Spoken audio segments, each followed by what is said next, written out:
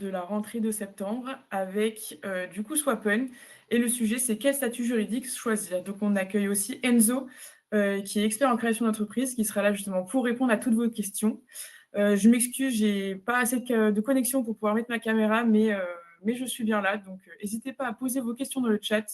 On est là pour y répondre. Et donc juste pour commencer, en attendant que tout le monde s'inscrive et se connecte, je vous fais rapidement une petite présentation de Le Hibou pour ceux qui ne connaissent pas encore. Donc Le Hibou, on est la plateforme numéro 1 de tech et innovation en France. Aujourd'hui, on est présent dans plusieurs villes en France, comme vous pouvez le voir sur la carte, donc Paris, Nantes, Bordeaux, Toulouse, Lyon et Marseille. Et on a ouvert l'international avec la Belgique, dont Bruxelles. Et on continue de s'expandre au fur et à mesure en Europe. Pour vous parler un peu en chiffres, aujourd'hui, la durée moyenne des missions, c'est 15 mois. Le TGM moyen qu'on ressent sur la plateforme, c'est 700 euros et on a plus de 7200 missions longues par an.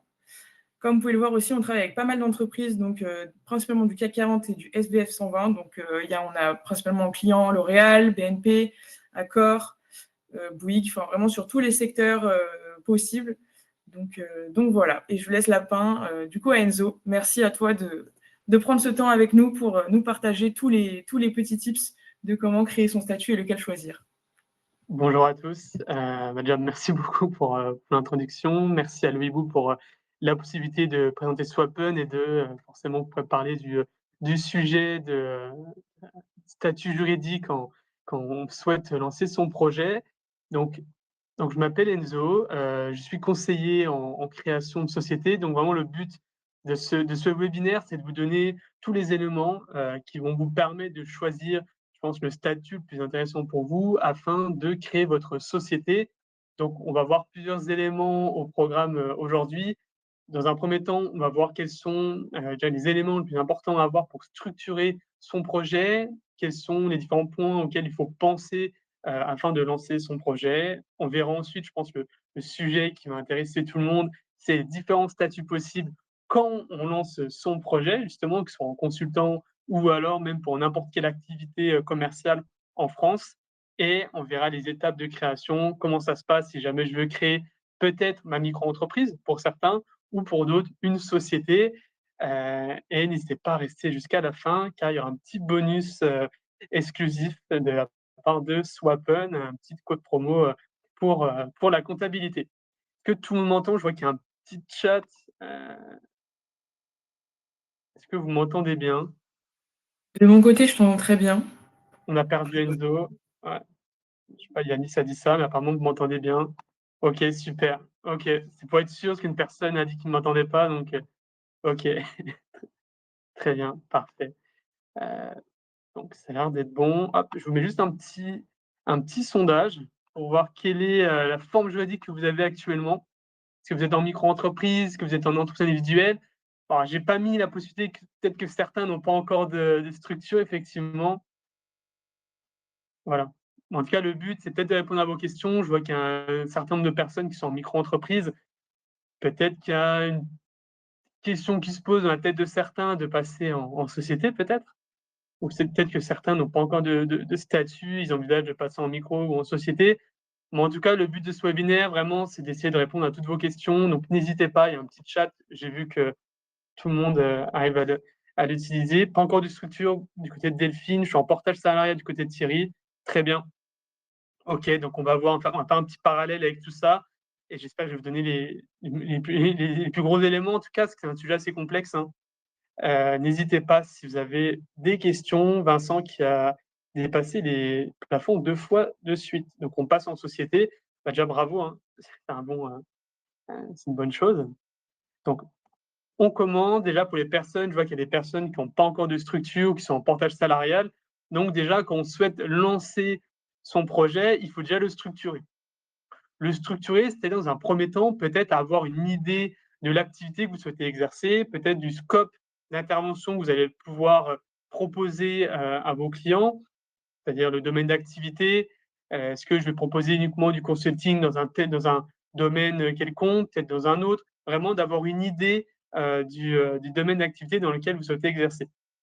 Est-ce que vous souhaitez exercer à plusieurs dans l'entreprise? Est-ce que vous souhaitez avoir des associés? Est-ce que vous souhaitez vous lancer seul? possibilité. Est-ce que vous souhaitez avoir des employés parce que justement vous avez des missions plus importantes, très importantes déjà, de par une activité déjà en micro-entreprise et vous savez que vous allez avoir d'autres missions mais que vous n'avez pas forcément le temps, donc vous souhaitez peut-être employer. Est-ce que le projet va se lancer peut-être courant septembre? Est-ce que courant de l'année? Est-ce que plutôt l'année prochaine? Vous posez la question, vous n'êtes pas encore sûr. C'est 3 éléments auxquels il faut répondre, en tout cas, le domaine d'activité. Est-ce que vous souhaitez créer seul? Et sous quel temps, sous quel délai vous souhaitez créer votre projet? Ensuite, pour moi, il y a 2 éléments très importants, c'est de pouvoir estimer son chiffre d'affaires. L'estimation d'un chiffre d'affaires, ça peut se faire de plusieurs manières, soit via un outil comme le business plan, une étude de marché par exemple, ou alors peut-être via un historique entrepreneurial. Je pense à certaines personnes qui sont déjà en micro-entreprise, ils ont déjà un historique. Donc ils ont déjà une idée du chiffre d'affaires. Parce qu'en fait, le fait de connaître son chiffre d'affaires va vous orienter vers une forme juridique plus qu'une autre. Pour vous spoiler un peu le webinaire, pour quelqu'un qui va avoir un petit chiffre d'affaires, on va plutôt l'orienter vers une micro-entreprise. Pour quelqu'un qui a déjà un chiffre d'affaires prévisionnel assez élevé de par la réalisation d'un business plan ou de par un historique entrepreneurial assez important grâce à une micro-entreprise, on va plutôt l'orienter vers une société. Donc, si je n'ai pas déjà eu une activité entrepreneuriale, le seul moyen d'avoir une estimation de mon chiffre d'affaires prévisionnel, c'est de réaliser un business plan et une étude de marché. Donc là, ça va être d'étudier tout simplement ce qui va se faire. Je suis consultant je sais pas, en cybersécurité, je suis basé à Paris, bah, je vais regarder ce qui se passe sur mon marché. À quel montant, quel TGM moyen pour quelqu'un qui a 2 ans d'expérience, qui se lance dans la cybersécurité. Voilà. Donc, business plan, étude de marché par rapport au chiffre d'affaires, mais également, ce qui pour moi est très important, ce qui n'est pas forcément inscrit sur cette slide, c'est le montant de vos dépenses.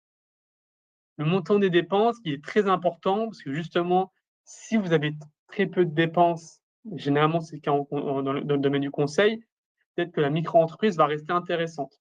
Par contre, si vous arrivez à optimiser vos dépenses et à trouver des dépenses par rapport à votre activité, on va plutôt vous orienter vers une société. Donc, il y a un calcul à faire en fonction de votre chiffre d'affaires prévisionnel et le montant de vos dépenses que vous estimez par rapport à ce chiffre d'affaires. En fonction, on va plutôt vous orienter vers une forme juridique plus qu'une autre, comme je le disais, mais ça, on le verra dans une seconde partie. Et ensuite, par rapport à mon projet, c'est de regarder où est-ce que je souhaite domicilier ma future entreprise ou ma micro-entreprise. Est-ce que je vais posséder un local? Est-ce que j'aurais besoin peut-être de recevoir du public ou j'ai envie d'avoir un bureau qui n'est pas chez moi? Est-ce que je vais domicilier mon entreprise chez moi, justement? Pour plusieurs raisons. Bah, peut-être pour une économie de coûts. Forcément, avoir un local ou une domiciliation, ça coûte de l'argent. Et quand je lance mon projet, peut-être que j'ai envie de faire une économie de coûts et de réduire le coût mensuel de ma société. Ou alors, est-ce que je souhaite faire appel à une société de domiciliation? Pour ceux qui ne connaissent pas, une société de domiciliation, c'est très simplement une entreprise qui va vous prêter une boîte aux lettres ou des bureaux pour certains, tout dépend de la prestation que vous allez choisir. Donc, c'est une entreprise qui va vous prêter une adresse. Ça peut être utile pour plusieurs raisons. Pour certains qui ne veulent pas que leur adresse personnelle apparaisse ou soit le lieu du siège social. Ah, c'est éteint. Est-ce que vous souhaitez peut-être posséder une adresse prestigieuse? Certains, ils ont envie d'avoir une adresse à Paris, par exemple, pour X, Y raison. Ils souhaitent avoir une adresse prestigieuse et peut-être pas avoir une adresse dans le fin fond d'un village, je ne sais pas, en Lorraine, par exemple. Voilà. Donc, ça peut avoir une certaine utilité.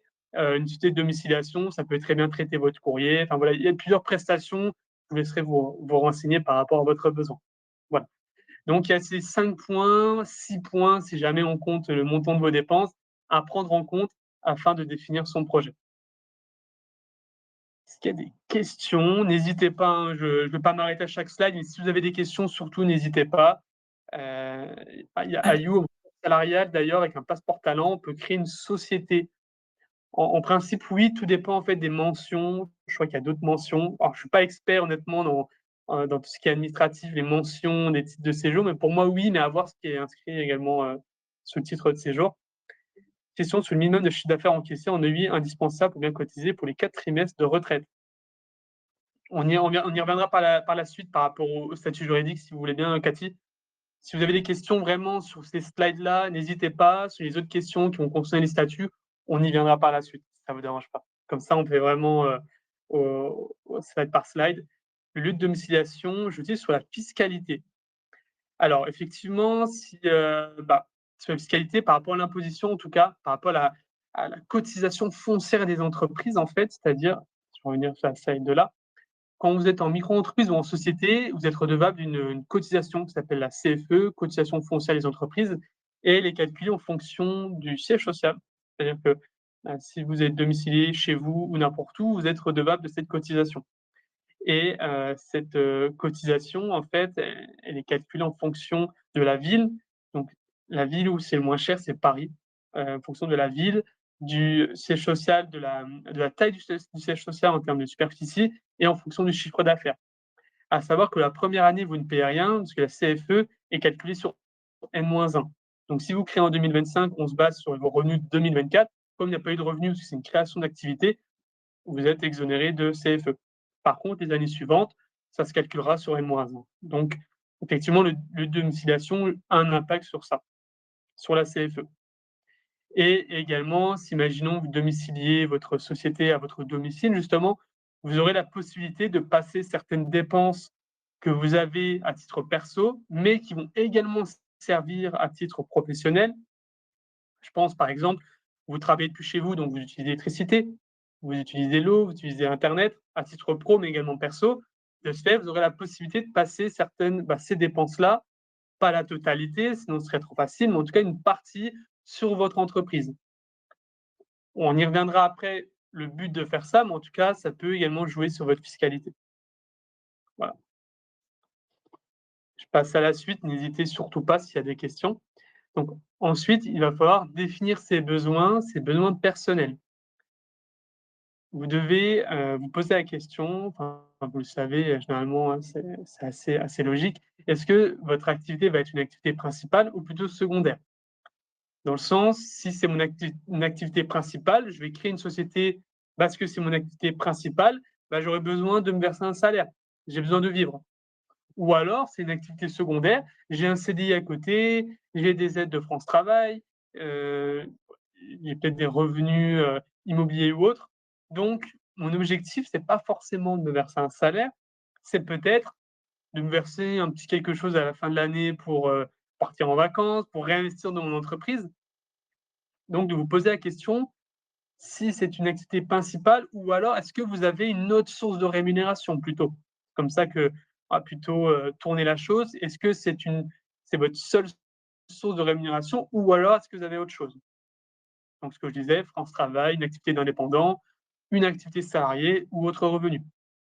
Et de ce fait, on va partir sur l'objectif personnel pour vous. Est-ce que vous souhaitez verser un salaire? Est-ce que vous souhaitez verser des dividendes?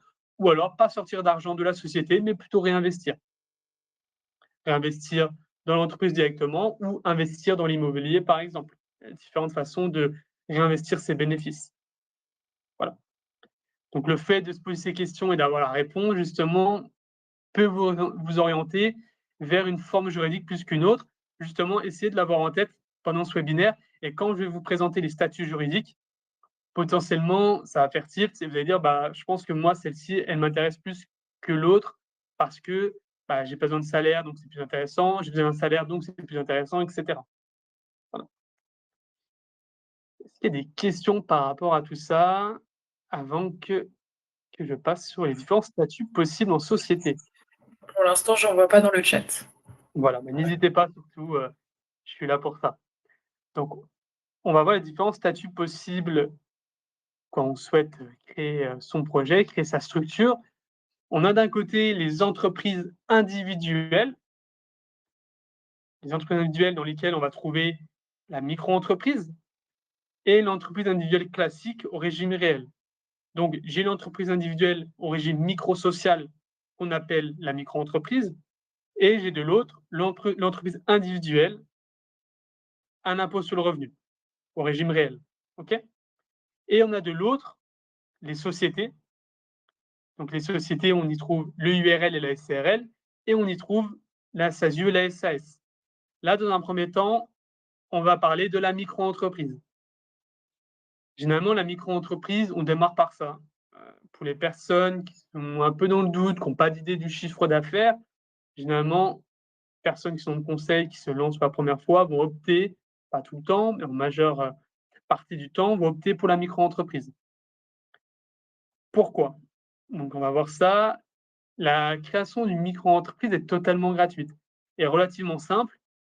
Pour vous donner une idée, créer une micro-entreprise, ça prend 10-15 minutes. Vous avez un formulaire à remplir, très simple. Il n'y a pas vraiment de complexité dans le remplissage du formulaire, honnêtement, c'est très simple. Ça se fait sur le site de l'INPI, donc c'est totalement gratuit. C'est vraiment pour la gratuité et la simplicité de ce statut que les personnes vont opter pour ce régime, gratuit à créer, gratuit à gérer, gratuit à fermer. C'est-à-dire que la micro-entreprise, finalement, ce n'est pas un statut qui est adapté pour moi, je la ferme gratuitement. Pour la gérer, je n'ai pas besoin de comptable, de ce fait, ça réduit mes coûts. Par contre, c'est à moi de tenir, voilà, j'aime pas dire la comptabilité, parce que finalement, c'est pas trop une comptabilité, c'est la gestion de la micro-entreprise plutôt. Votre unique obligation en micro-entreprise, c'est de déclarer votre chiffre d'affaires tous les mois auprès de l'URSSAF. C'est-à-dire, je réalise un chiffre d'affaires de 10 000 € au mois de septembre. En fait, quand on sera au mois d'octobre, je vais devoir déclarer le chiffre d'affaires généré au mois de septembre. Vraiment, le chiffre d'affaires hors taxe généré, je n'ai pas la possibilité de déduire mes dépenses. C'est aussi ça la limite de ce statut, de ce régime, c'est que je n'ai pas la possibilité de réduire, de déduire ces dépenses. Je réalise un chiffre d'affaires de 10 000 €, mais j'ai 3 000 € de dépenses parce que des abonnements, je me rends chez mon client, le repas le midi, bah, je n'ai pas la possibilité de déduire ces dépenses. Donc, je suis imposé vraiment sur les 10 000 € là. Effectivement, il y a également la déclaration trimestrielle, c'est soit tous les mois, soit tous les 3 mois. Et les slides seront envoyés, bien entendu, Fabienne, il n'y a pas de problème. Donc mon obligation, déclarer mon chiffre d'affaires, soit tous les mois, soit tous les 3 mois. Moi, en tout cas, je recommande plutôt le mensuel car c'est plus simple, mais tout dépend de l'organisation de chacun. Il n'y a pas de bon ou mauvais fonctionnement, c'est tout dépend de l'organisation. C'est vrai que là, je trouve que mensuel, c'est plus simple. On sait au moins tous les mois qu'on doit déclarer son chiffre d'affaires. Et si vous faites 0 de chiffre d'affaires, vous devez quand même déclarer ce chiffre d'affaires. Il y a comme une déclaration à faire à 0, mais vous ne payez rien. En fait, en micro-entreprise, vous payez des cotisations sociales sur le chiffre d'affaires. On est soumis à 66%. Non, ça c'est autre chose, je vais vous expliquer. Les charges sociales, c'est ce que vous trouvez à gauche. Donc, en fonction de votre domaine d'activité, vous allez payer des charges sociales plus ou moins élevées. Pour les personnes qui font, comme vous, du conseil, on se situe à 24,8%.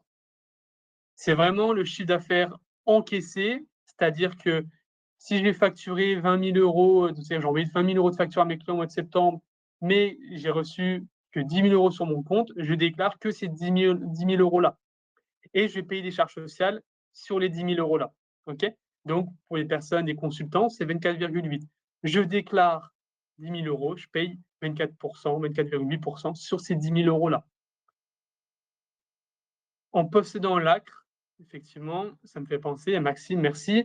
Si vous possédez l'ACRE, en fait, ça vous permettra d'avoir une exonération partielle des cotisations sociales. C'est-à-dire, au lieu d'avoir 24,8% de cotisations sociales, vous aurez 12 et quelques, 12,4% la première année. Voilà. Donc l'ACRE, c'est pour les demandeurs d'emploi. Il y a plusieurs conditions. Les demandeurs d'emploi peuvent en bénéficier. Les personnes qui ont moins de 26 ans également, les personnes au RSA, enfin voilà, il y a plusieurs raisons, enfin il y a plusieurs conditions. Il y a une seule condition à remplir sur plusieurs conditions. Quand vous êtes en micro, il y a un formulaire à remplir pour bénéficier de l'ACRE. Vous allez sur Internet, vous marquez formulaire ACRE. Le premier qui sort, c'est celui-ci. Il sera à remplir et envoyé à l'URSSAF directement.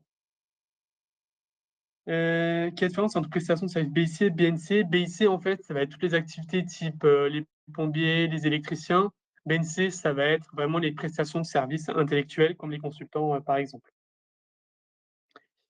Peut-on déclarer plus payer l'URSSAF mensuellement? Oui, c'est ça.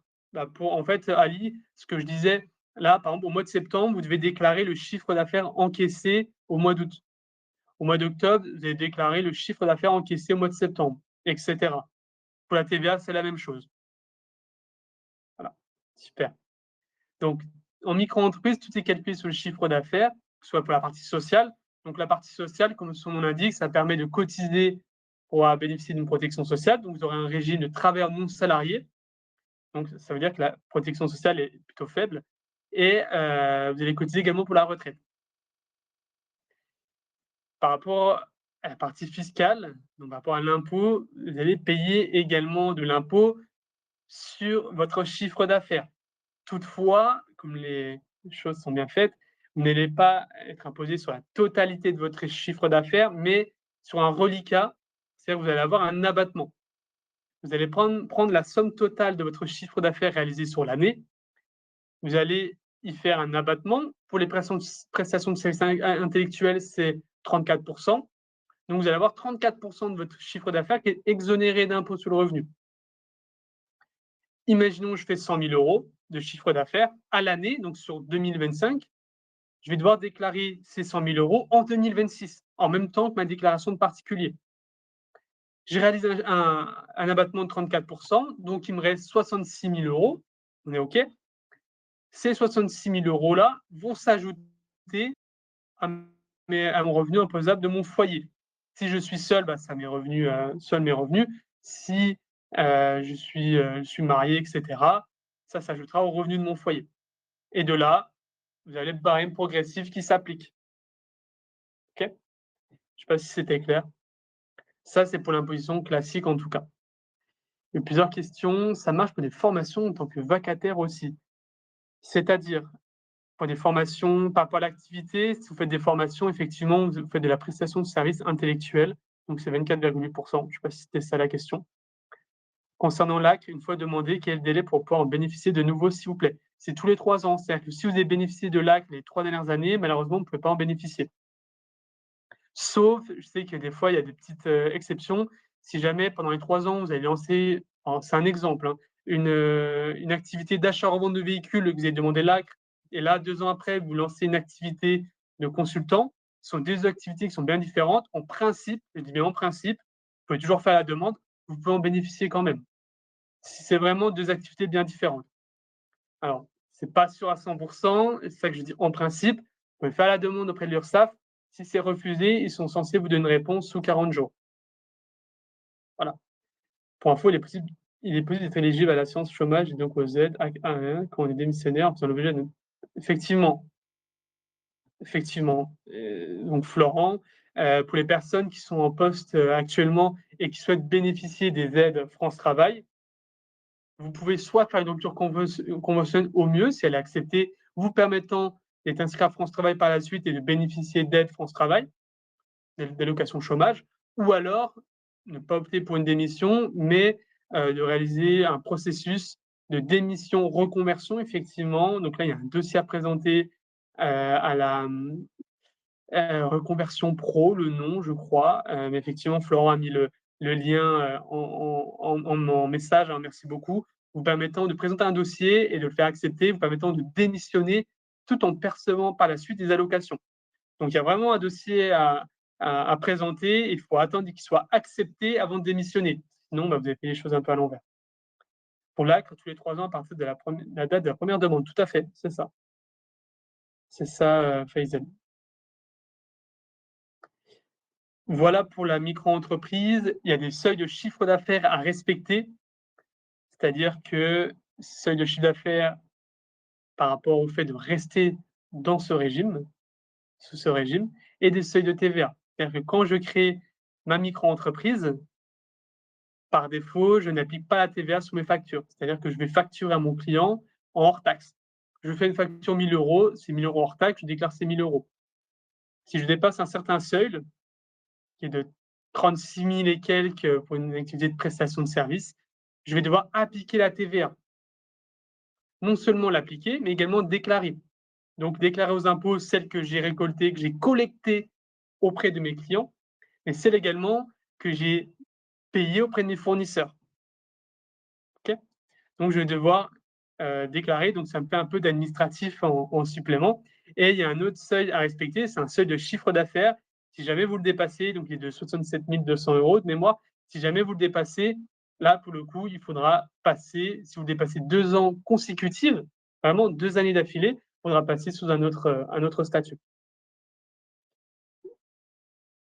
Voilà, il y a des conditions effectivement, bah, par rapport à la démission en conversion, je vous laisserai aller voir sur le site de l'État, hein, c'est Transition Pro totalement. Transition Pro, il y a des conditions à respecter afin de bénéficier de ce processus justement. Si je dépasse le seuil au bout du 4e mois par exemple, est-ce que j'ai et que j'ai un contrat d'1 an avec mon client, est-ce plus pertinent de me déclarer éligible à la TVA et là lui facturer dès le 1er mois pour que ce soit transparent pour lui? Hem, OK, si vous dépassez le seuil de TVA au bout du 4e mois, est-ce que j'ai un contrat d'1 an avec mon client? Est-ce que bah, ouais, même si vous avez un contrat d'1 an, dès que vous dépassez le seuil de TVA, il faudra appliquer la TVA et c'est à vous de le faire. En fait, c'est pas l'État qui va venir vous voir, c'est pas les impôts qui vont venir vous voir: «Ah bah tiens, tu as dépassé les seuils, il faut que la TVA». C'est à vous de le faire. C'est vraiment à vous de prendre l'initiative de calculer votre chiffre d'affaires et de savoir à partir d'un certain montant de chiffre d'affaires que vous devez appliquer la TVA. Malheureusement, il y a pas de notification, personne va venir vous le dire ou quoi, donc c'est un peu piège. Pareil, si vous dépassez le seuil seuil de chiffre d'affaires, il n'y aura pas de notification ou quoi. Et c'est vrai, comme le dit Vincent, vous avez la possibilité d'appliquer la TVA même si vous n'avez pas dépassé le seuil. Pour plusieurs raisons. Je lance une activité en micro-entreprise, je sais que je vais réaliser un chiffre d'affaires plutôt intéressant, que j'aurai beaucoup de dépenses et que je veux récupérer la TVA, je peux demander, en faisant courrier aux impôts, d'être redevable de cette TVA, d'être assujetti, comme si on utilise les termes. Voilà pour la micro-entreprise. J'espère que j'ai fait un peu le tour. En micro, la facturation de la TVA fait augmenter le chiffre d'affaires et donc les charges, autant la facturer le plus tôt possible. Ah non, ça ne fait pas augmenter le chiffre d'affaires parce qu'en fait, votre chiffre d'affaires, c'est du hors taxe. Donc ça n'a pas d'impact sur le chiffre d'affaires à proprement parler, quand vous allez déclarer. Vous allez payer des cotisations sociales sur le chiffre d'affaires hors taxe et non pas sur le chiffre d'affaires TTC. On ne calcule pas en TTC en fait. En micro, la facturation de la TVA fait augmenter le CA. Ah non, ok, c'est la question auquel je viens de répondre. Voilà, ok. Donc déclarez vraiment tout le temps le chiffre d'affaires hors taxe. Surtout ne vous faites pas avoir à déclarer le chiffre d'affaires TTC parce que là, vous allez payer en fait des charges sociales sur un chiffre d'affaires qui n'est pas vraiment le vôtre, que vous allez déclarer cette TVA et la récupérer en principe. Voilà pour la micro. Est-ce que j'ai été clair? Donc la micro, en conclusion, elle est plutôt adaptée pour les personnes qui vont se lancer pour la première fois dans un projet, qui n'ont pas vraiment d'historique entrepreneurial, qui doutent un peu de leur projet, qui sont un peu dans l'inconnu par rapport à leur chiffre d'affaires prévisionnel et pour les personnes également qui vont réaliser un qui vont avoir des dépenses plutôt faibles. Parce qu'on n'a pas la possibilité de déduire, ces dépenses en micro-entreprise. Quelle garantie? Retraite. Garantie, c'est-à-dire retraite, en fait, quand on est, travailleur salarié, on cotise de manière peu intéressante, au système de retraite et à la protection sociale. C'est pour cette raison que pour une personne qui souhaite bien cotiser, être bien protégée, on lui recommande pas ce statut. Est-il possible de passer d'un statut URL à micro-entreprise si on se rend compte que le SIA est en dessous du seuil des 60 000? D'un statut d'URL à micro. Donc là, vous êtes en URL et vous souhaitez passer en micro, donc l'inverse. Si jamais vous souhaitez passer d'une URL à une micro, bah là, il faudra fermer votre URL et créer une micro. Si c'est l'inverse, c'est pareil, il faudra fermer la micro et passer en URL. Je n'ai pas parlé du mécanisme. Oui, c'est vrai, j'ai été coupé. Oui, c'est vrai, par rapport aux options fiscales, tout à fait. Enfin, j'en ai un peu parlé. Donc, en fait, par rapport aux options fiscales, vous payez de l'impôt sur le revenu, vous prenez la totalité de votre chiffre d'affaires réalisé à l'année. Donc, imaginons, on est en 2026, on va prendre la totalité du chiffre d'affaires généré sur 2025. On a un abattement, donc du 34%, et je vais être imposé sur le reliquat. J'ai 34% de mon chiffre d'affaires qui est exonéré d'impôts, et je prends le reliquat, donc le restant, donc les 66% qui vont s'ajouter au revenu du foyer. Bah, je crois que je l'ai dit en fait, bon, c'est pas très grave. Les 66% vont s'ajouter au revenu de mon foyer. Donc ça, c'est pour l'imposition classique. Si jamais je peux également opter pour le versement libératoire, qui peut être avantageux comme inconvénient, tout dépend de la situation. Le versement libératoire, pour faire simple, c'est le prélèvement à la source.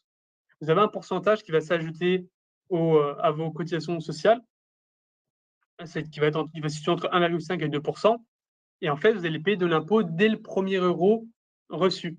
Donc en fait, ça peut être piège que si vous réalisez un chiffre d'affaires de 15 000 €, faites un abattement, et ben, vous n'allez pas payer d'impôt, peut-être. Alors que là, avec le versement libératoire, vous payez de l'impôt dès le premier euro encaissé. Alors que si vous étiez à l'imposition classique, bah de là, peut-être que vous n'auriez pas payé d'impôt. Voilà.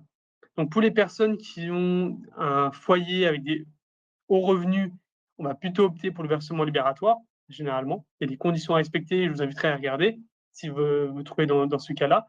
Pour les personnes qui ont des faibles revenus ou alors qui sont célibataires, qui ont une micro-entreprise qui ne pensent pas à faire de hauts revenus, on va plutôt opter pour l'imposition classique. Après, pour des simulations peut-être plus chiffrées, vous aurez un petit QR code pour prendre rendez-vous avec un conseiller Swapen qui fera avec plaisir une petite simulation pour voir quel est le statut plus intéressant pour vous et en fonction, quel est le montant de l'imposition que vous allez payer par rapport à votre chiffre d'affaires, etc. Qu'on ouvre sur une auto-entreprise, quel est l'impact de déclarer ou non un établissement? C'est-à-dire, dans quel cas vous allez être l'impact de déclarer ou non un établissement? Dans quel cas? Quand on crée une micro-entreprise, généralement, on va la domicilier à son domicile personnel ou alors d'une domiciliation. Et si par exemple, vous allez avoir un local à côté, soit vous modifiez l'adresse de votre entreprise ou alors vous pouvez ajouter un établissement. Ou alors si vous avez plusieurs établissements, plusieurs locaux, mais peu intéressant. Faut-il obligatoirement un comptable en SASU? Alors, en micro-entreprise, non, il n'y a pas besoin de comptable, ce que je disais. En société, obligatoirement, légalement, non, il n'y a pas d'obligation quelconque. Par contre, fortement recommandé. Fortement recommandé pour faire vos déclarations, pour faire la tenue de votre comptabilité. S'il y a une erreur, vous êtes responsable. OK? Donc là, amende, contrôle fiscal, etc. Donc c'est fortement recommandé. Je vous donne un petit cas précis pour la micro-entreprise. Je suis consultant IT, j'ai réalisé un chiffre d'affaires de 50 000 €. Là, c'est dans le cas où je suis seul, célibataire, sans enfant et j'ai pas de dépenses, OK, par rapport à ma micro. Je vais payer des charges sociales sur 50 000 €, soit 24,8 ce qui donne 12 400 € de charges sociales. Je n'ai pas l'ACRE, hein, comme on peut le voir. Là, c'est vraiment dans le cas où je suis célibataire, je n'ai pas l'ACRE et j'ai pas de dépenses. Donc je paye 12 400 € de charges sociales. Par rapport à l'impôt, j'ai un abattement de 34 sous 50 000 €, soit 17 000 € exonérés d'impôt. Et le restant est soumis à l'impôt sur le revenu personnel. Okay, donc, je vais payer de l'impôt sur 33 000 €. Il y a le barème progressif qui s'applique. Et je vais donc payer 2 075 € d'impôt sur le revenu. Le barème progressif, vous savez, c'est de 0 € à 11 000 et quelques euros de revenus, il n'y a pas d'impôt. De 11 000 à 28 000, c'est 11 etc. Et pour 33 000 € de revenus, on arrive à 2 000 € d'impôt. Et le net perçu dans ma poche, donc je déduis de 50 000 € les 2 000 € d'hier et mes 12 400 € de charges sociales, pardon, on arrive à 35 525 € de net dans ma poche. C'est vraiment net dans ma poche, sans compter les différentes dépenses que je vais pouvoir avoir, peut-être en logiciel, en domiciliation, etc. Voilà pour un petit cas précis. Est-ce que c'était clair par rapport à la micro-entreprise? N'hésitez pas à me dire oui, non, si vous souhaitez que je revoie un point. C'était pas clair, Yanis? N'hésitez pas à me dire hein, si un point n'est pas très clair. J'essaie de simplifier justement l'explication. N'hésitez pas. Ok. Bon, je vois globalement c'était compris par tout le monde. C'est parfait. On passe maintenant aux sociétés. Peut-être si je fais juste un rapide, je reviens un peu en arrière. Par rapport à la micro-entreprise, je suis en nom propre, en micro-entreprise. C'est-à-dire qu'il n'y a pas de séparation entre mon patrimoine perso et pro. C'est vraiment moi, c'est ma personne physique. Ok. Donc, c'est aussi un inconvénient de la micro-entreprise. L'inconvénient, c'est des seuils à respecter. C'est le fait qu'il n'y a pas de séparation entre mon patrimoine perso et pro, donc je suis en nom propre, et le fait que je n'ai pas la possibilité de déduire mes dépenses. C'est, je dirais, les 3 inconvénients de la micro-entreprise. Les avantages, c'est que c'est simple à créer, pas besoin de comptable et simple à gérer. Voilà. Les points de vigilance, c'est de bien, regarder son chiffre d'affaires, qu'on ne dépasse pas les seuils et bien déclarer son chiffre d'affaires tous les mois, soit tous les 3 mois selon ce que vous avez choisi à la création de la société. Voilà. C'est les 2 points sur lesquels je peux, vous recommander d'être vigilant. Donc, par rapport aux sociétés, à la différence de la micro-entreprise, quand je crée une société, je vais créer une personne morale. C'est-à-dire qu'il y a moi, ma personne physique, et j'ai ma société, personne morale. Donc, on voit qu'il y a les 2 personnes vraiment différentes et il y a une séparation entre les 2, ce qui fait qu'il y a une distinction entre mon patrimoine personnel et professionnel. Donc, je suis responsable, ma responsabilité est limitée à mes apports. OK? Donc, si j'ai un gros patrimoine et je souhaite le protéger, bah, vaut mieux opter pour une création de société. Je vais créer une personne morale totalement différente de mon patrimoine personnel. Le second avantage de la société, que ce soit une SASU, URL ou ce que vous voulez, c'est des sociétés, donc c'est le même fonctionnement. C'est que j'aurai la possibilité de déduire mes dépenses. Déduire mes dépenses en termes d'achat de matières premières, en termes de déplacement, c'est-à-dire que je prends mon véhicule pour aller chez mon client, j'aurai la possibilité de passer des indemnités kilométriques. Ou alors, bah, je prends le train, je prends le métro, ce que vous voulez, j'ai un pass Navigo. Le pass Navigo, je vais pouvoir le faire passer sur la société. Je dois manger tous les midis parce que je vais chez mon client, pareil, je pourrais mettre en place des paniers repas. Il y a différentes manières d'optimiser les dépenses. Bon, c'est pas le sujet du jour, là, on va voir vraiment les statuts juridiques, mais en tout cas, en société, ce qu'il faut comprendre, c'est que vous aurez la possibilité d'optimiser vos dépenses. Voilà. Et troisième point, c'est la possibilité de se développer, c'est-à-dire que par la suite, si vous souhaitez vous associer, la société, c'est possible, ce qui n'est pas le cas en micro-entreprise. Ou alors, si vous souhaitez employer par la suite ou même employer dès la création, il n'y a qu'en société que vous allez pouvoir employer, où ça va être intéressant. C'est-à-dire qu'en micro-entreprise, je peux employer sans problème. Je peux avoir un salarié, mais je ne pourrais pas déduire son salaire de mon chiffre d'affaires. Donc, pas du tout intéressant. En société, par contre, c'est le cas. Je pourrais déduire son salaire. Voilà. Qu'est-ce que tu entends par optimiser les dépenses? Récupérer la TVA, amortissement du matériel. Alors, récupérer la TVA, ce n'est pas une charge à proprement parler, on va l'enlever. La TVA, c'est autre chose. Mais l'amortissement du matériel, c'est vraiment ça. J'achète un ordinateur, je vais pouvoir l'amortir sur plusieurs années. Bon, sur 3 ans, il me semble. Moi, je ne suis pas comptable, mais un comptable pourra répondre mieux que moi par rapport à ça. En tout cas, vous allez pouvoir amortir un ordinateur, un véhicule sur 5 ans, par exemple. Il y a différentes choses, en fait, effectivement, vous allez pouvoir passer sur la société.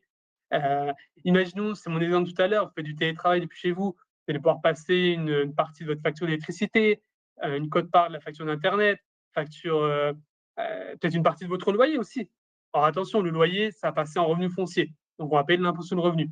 Donc voilà, c'est pour ça que c'est bien de se faire accompagner par un expert comptable quand on crée une société, parce qu'il va vous donner ces petits tips vous permettant d'optimiser votre bénéfice, vous allez comprendre par la suite, me permettant de payer moins d'impôts et de prendre peut-être moins de salaire parce que je vais passer certaines dépenses sur ma société, donc j'aurai peut-être besoin de moins de salaire, donc je paierai moins de cotisations. Vous allez voir le petit cheminement par la suite. Et voilà, par rapport aux dépenses. 3 ans, bah super, j'ai bien écouté en cours de compta, super. On va parler de la SASU. Par rapport au fonctionnement d'une SASU, ce qui est cool en société, c'est que c'est le même fonctionnement en fait pour toutes les sociétés. Ce qui va se différencier entre chaque forme, que ce soit entre la SASU-SAS et l'URL et CRL, c'est au niveau des cotisations sociales, au niveau du régime, au niveau des dividendes, au niveau de la taxation des dividendes. En SASU-SAS, j'aurai un statut d'assimilé salarié. C'est-à-dire que je vais payer des cotisations sociales plutôt élevées, vous allez voir, vous allez faire une grimace, je pense, mais en contrepartie, j'aurai une bonne cotisation à la retraite et je serai bien protégé. Donc, le fonctionnement, c'est le suivant. Je pars de mon chiffre d'affaires sur lequel je vais pouvoir déduire mes dépenses. Là, on va prendre l'exemple de quelqu'un qui est demandeur d'emploi, donc qui perçoit des allocations chômage tous les mois et qui ne souhaite pas se rémunérer. Parce que la condition pour percevoir des allocations quand je suis chez France Travail, tout en ayant une société à côté, c'est de ne pas se verser de salaire. Donc là, on prend l'exemple de quelqu'un qui est allocataire France Travail et qui souhaite avoir une SASU à côté.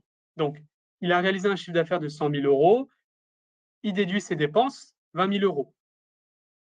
Il n'y a pas de salaire, donc je ne paye pas de cotisations sociales, parce qu'en société, je paye des cotisations sociales sur mon salaire.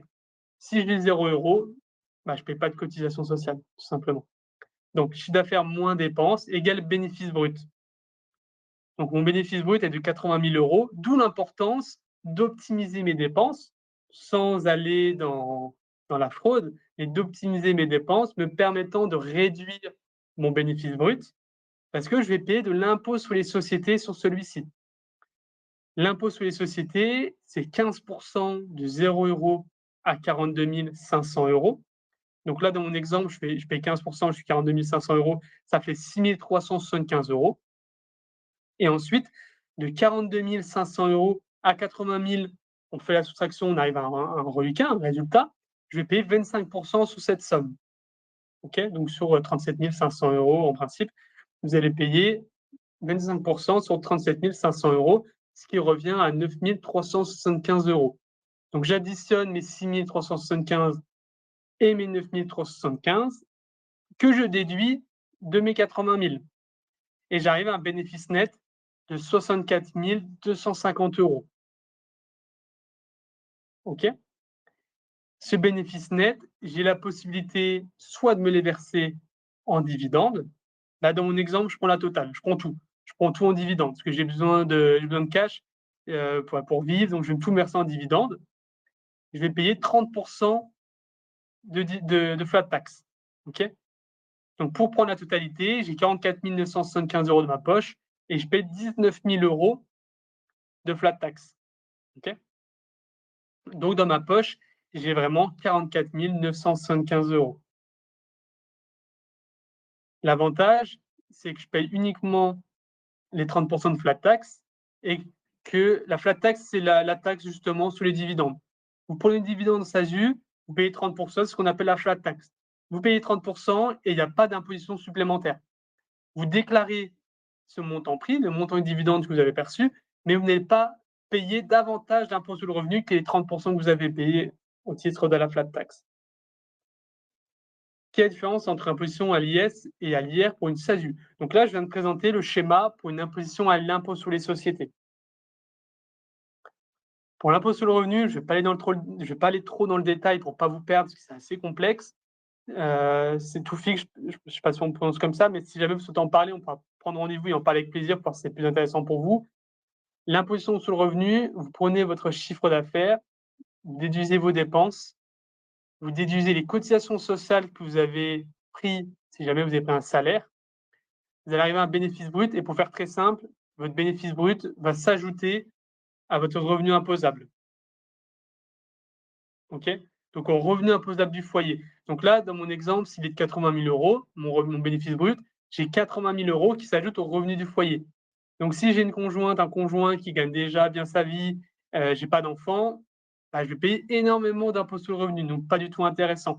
Là où ça va être intéressant, c'est pour les personnes qui ont des revenus plutôt faibles ou pas du tout de revenus et qui ont plusieurs parts fiscales, parce que ça va limiter l'impôt sur le revenu. Il y a une simulation à faire dans tous les cas pour voir quel est le plus intéressant. Je ne peux pas dire c'est quoi le plus intéressant.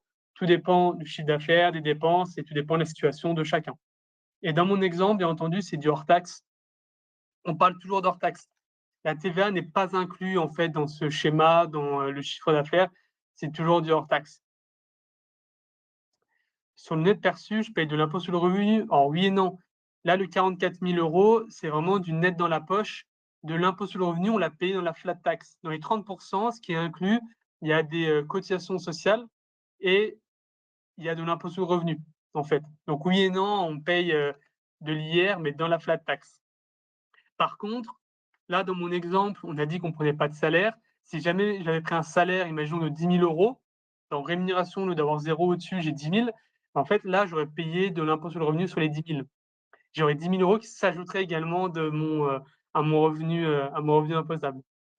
Qu'en est-il de la taxe PUMA si je ne perçois pas de salaire en SASU? Effectivement, donc si jamais vous ne percevez pas de salaire en SASU et vous êtes célibataire, ou si vous avez un conjoint qui perçoit un salaire, là, vous ne payez pas la taxe PUMA. Par contre, si vous êtes célibataire, vous ne souhaitez pas vous verser un salaire en SASU, il y aura la taxe PUMA à payer, effectivement.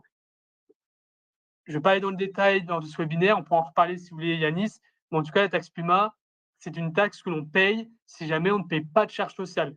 Si vous avez uniquement la SASU, vous n'avez pas de chômage à côté, vous n'avez pas de CDI, vous n'avez rien d'autre, vous avez uniquement la SASU comme source de rémunération, vous êtes célibataire, il n'y a rien d'autre à côté de vous, il n'y a que vous, et que vous percevez uniquement des revenus de la SASU, vous devez vous payer un minimum de charges sociales tous les mois, sinon vous serez redevable de la taxe PUMA. Donc la taxe PUMA, c'est pour les personnes qui ne payent pas de charges sociales minimales, que ce soit donc c'est uniquement pour les personnes seules ou en couple, mais qui ne payent pas du tout de salaire. OK? Donc si c'est votre unique activité, votre unique source de revenus et que vous êtes en SASU ou en SAS, vous devez vous verser un minimum qui est de 700 € tous les mois afin de ne pas être redevable de la taxe PUMA et ça vous permettra de cotiser à la retraite et de bénéficier d'une protection sociale. Voilà. Donc la SASU, en conclusion, elle va être intéressante pour les personnes qui ont déjà des revenus à côté, revenus France Travail ou alors d'un CDI ou autre, une activité secondaire. Pour les personnes qui ont des soucis de santé, parce qu'on voit que les charges sociales sont très importantes, pas pour rien, c'est parce que justement, vous aurez une protection comme si vous étiez salarié cadre, donc une bonne protection sociale et une bonne cotisation à la retraite. Donc pour les personnes qui ont malheureusement des soucis de santé ou qui vont bientôt être à la retraite, qui souhaitent cotiser, il vaut mieux opter pour la SASU, même si on paye beaucoup de charges sociales, mais c'est pour ça qu'on en paye justement. Et quand je me verse un salaire en SASU, je dois réaliser des fiches de paye. Ça, c'est le comptable qui va les générer, les éditer, mais quand vous versez un salaire, il y a des fiches de paye.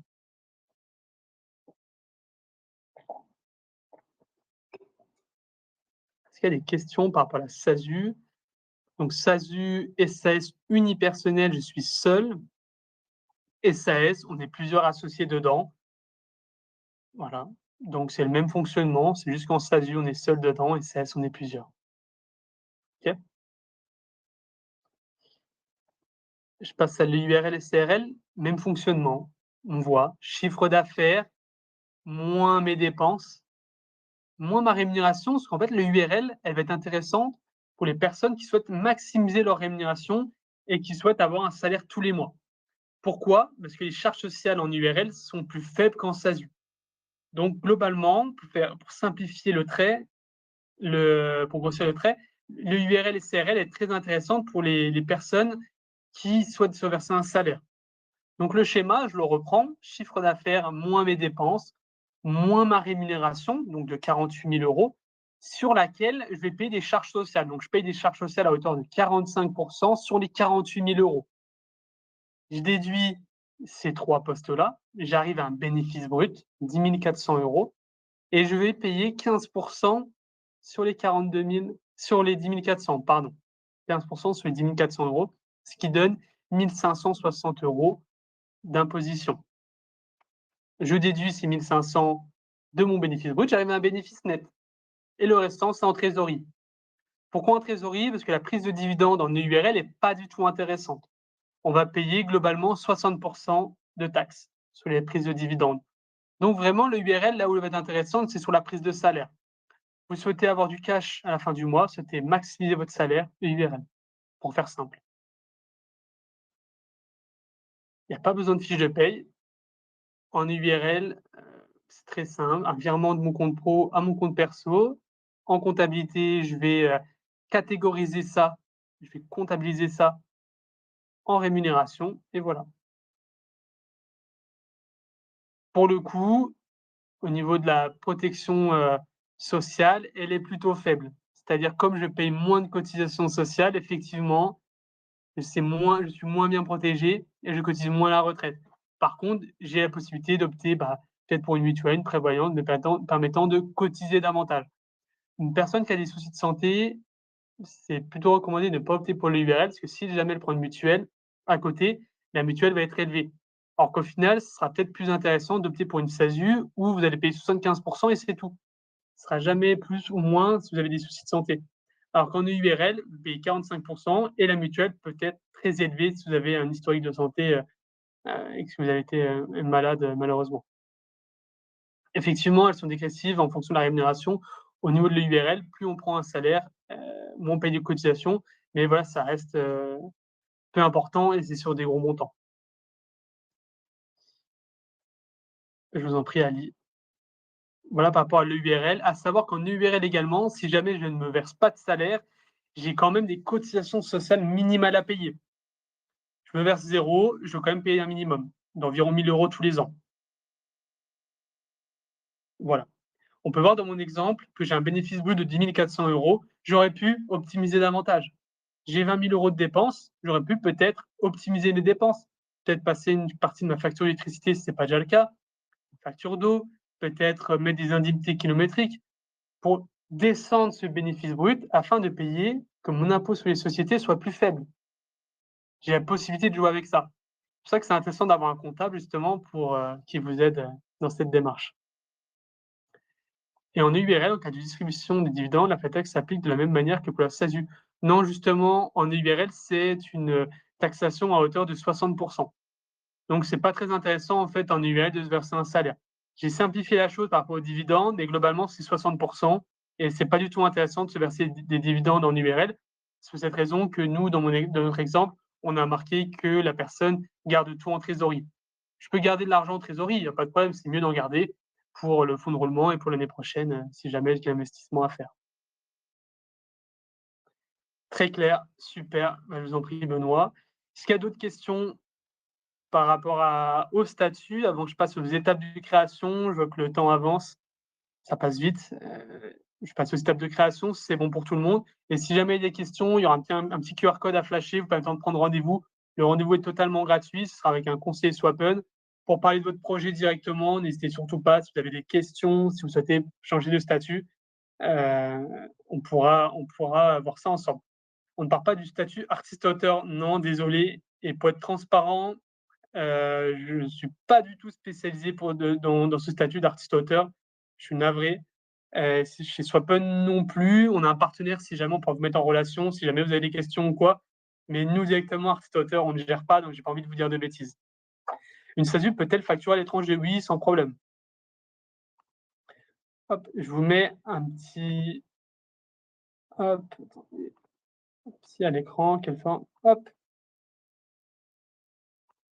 je vous ai mis un petit sondage.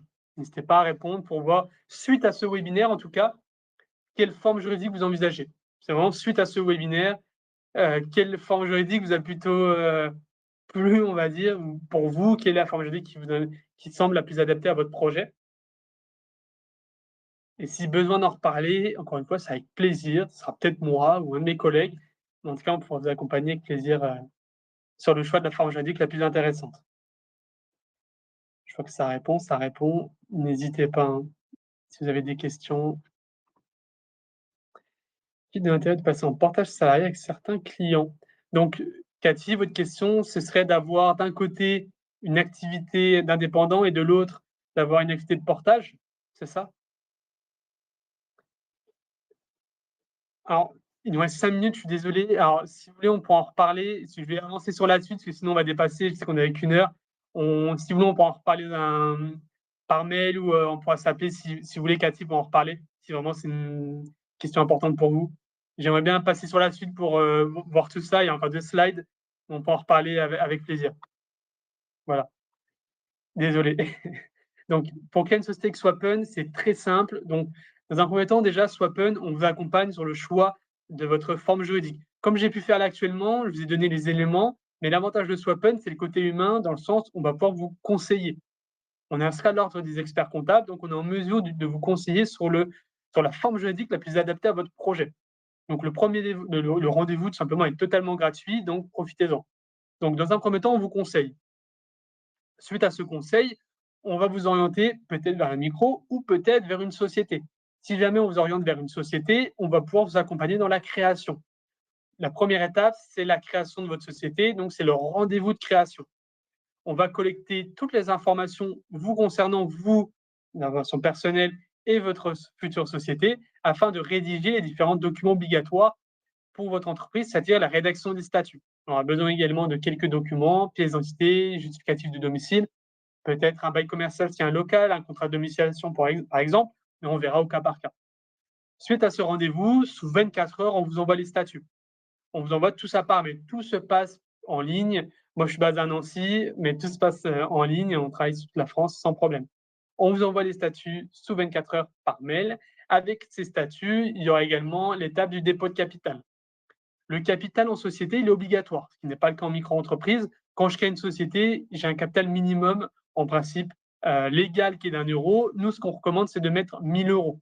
C'est la norme, on va dire. Et c'est ce qui est recommandé, parce que le capital a une certaine notion de crédibilité que vous allez avoir auprès de vos fournisseurs, concurrents, clients, tout le monde y a accès. Voilà, donc on vous donnera toutes les étapes vers le dépôt de capital. Une fois que vous avez fait le dépôt de capital, donc c'est un virement de votre compte perso vers le compte de notre notaire, on va pouvoir envoyer votre dossier. On envoyera votre dossier auprès des différents organismes de l'État. Entre-temps, on vous avance les frais obligatoires demandés par l'État, c'est-à-dire que l'État demande des frais de greffe et annonce légale qu'on va vous avancer. C'est-à-dire que ce n'est pas vous qui allez les payer à titre perso, Swappen vous les avance et on vous les refacturera directement à votre société. Et si vous avez bien suivi, ça passera en charge déductible de votre entreprise. De ce fait, ça réduit votre imposition et vous allez pouvoir récupérer la TVA sur cette dépense. Une fois qu'on envoie votre dossier auprès de l'État, là, il y a quelques jours qui vont se passer. En moyenne, c'est un process qui dure une dizaine de jours. Ça peut même prendre 2 jours. Hein. Ça tout dépend de la rapidité à laquelle vous allez nous fournir les documents, mais en moyenne, ça prend une dizaine de jours. Une fois qu'on a déposé votre dossier, il y a un traitement auprès de l'État. Et là, une fois que c'est traité, on reçoit votre CABIS. On reçoit votre CABIS. Donc le CABIS, c'est la pièce d'identité de votre entreprise. Et ensuite, on va être en mesure de vous accompagner pour le compte professionnel Time et également par rapport au suivi comptable via une offre logicielle ou si besoin via une offre plutôt premium avec un conseiller dédié via un partenaire. Et si possible, l'ACRE avec une micro-entreprise qui est en 2020 mais utilise uniquement la première année 2021 et réutilisation en 2025. Il faut faire la demande et l'URSSAF vous dira. Vous pouvez faire la demande. Et effectivement, pour la demande d'ACRE, vous avez jusqu'à 40 jours après la date de création pour faire la demande, mais faites la demande et vous verrez bien ce qu'on vous dit. J'ai besoin d'aide pour faire une étude de marché avec un plan de financement à 3 ans. Est-ce que Swappen peut vous aider? Swappen directement, pour moi non, mais contactez-nous et si vraiment on ne peut pas le faire, on vous mettra en relation avec quelqu'un en interne ou un partenaire qui pourra le faire. Donc j'ai envie de vous dire oui, mais pas nous directement, donc vous pouvez nous contacter et on pourra voir ce qu'on peut faire pour vous. Et l'avantage, c'est que la création, donc on vous conseille, on s'occupe de tout. C'est vraiment notre valeur ajoutée, le conseil et le fait qu'on s'occupe de tout. Et la création est gratuite. C'est-à-dire qu'il n'y a pas d'honoraires, c'est une offre qu'on a mis en place actuellement. Vous ne payez rien. C'est totalement gratuit par rapport à la création. Voilà. Là où on va se rémunérer, surtout sur Open, c'est par rapport à la comptabilité, soit en interne, soit via des partenaires, mais sur la partie création, qui n'est pas engageante, c'est totalement gratuit. Voilà. Si vous souhaitez aller plus loin, si vous avez des questions, peu importe, sur le statut, sur une forme juridique, vous avez besoin de conseils, n'hésitez pas à scanner, à prendre rendez-vous. Je peux vous donner mon adresse mail si jamais vous souhaitez prendre rendez-vous également. Mais voilà, c'est vraiment au cas où. Je vous invite à passer par le petit QR code, ce sera plus simple. Je vous donne mon adresse mail si besoin. Pour vous avoir une idée des coûts, y compris le premium. Alors, pour l'abonnement logiciel, c'est 29 € par mois. Et vous avez justement 3 mois gratuits si vous venez de ce webinaire avec le code promo webinaire3 qui sera à fournir à votre conseiller si jamais vous avez un conseiller Swappen qui sera en charge de votre dossier. Mais sinon, donc c'est 29 € pour la partie logicielle et pour la partie premium avec un conseiller dédié, il faut compter entre 79 et 99 €. Voilà. Donc tout dépend du besoin. Si vous recherchez vraiment uniquement une offre logicielle où vous êtes mis en autonomie, ce sera du 29 € via Swappen. Si plutôt une offre premium, ce sera du 79,99 et voilà. En tout cas, vous avez 3 mois gratuits suite à ce webinaire pour la comptabilité. Oui, totalement, Chloé, vous pouvez prendre rendez-vous uniquement pour du conseil. S'il y a un changement de statut d'ici 1 an ou quoi, il y a pas de problème, le conseil est gratuit. Au moins, on aura vos coordonnées. Si vous souhaitez, faire un changement de statut d'ici 1 an, il y a pas de problème, on pourra lancer les démarches d'ici 1 an sans problème. Voilà. Donc n'hésitez pas à prendre rendez-vous via ce QR code, vous pouvez flasher. C'est avec plaisir de répondre à toutes vos questions et j'espère que ce webinaire vous a plu, que j'ai répondu à toutes vos questions, qu'il y a pas de doute, que je vous ai pas mis, un peu de flou par rapport à toutes vos idées, à tous vos projets. J'espère que ça a été clair. Bah, merci à vous. Merci. Ouais, merci beaucoup Enzo pour, tout ce partage. Moi qui n'y connaissais pas grand-chose, j'ai appris plein de choses, donc merci Super. beaucoup et puis, dans tous les cas, on vous envoie, les slides ainsi que le replay du webinar. Donc vous pourrez tout voir ça aussi, tranquillement, plus tard et puis, hésitez pas à contacter Enzo et à scanner le QR code, justement. Voilà. Bah, merci à Louis Bou, surtout pour la possibilité. Merci à tous et n'hésitez pas. Merci beaucoup et puis bonne journée. Bonne journée, bonne continuation à tout le monde. Au revoir. Au revoir.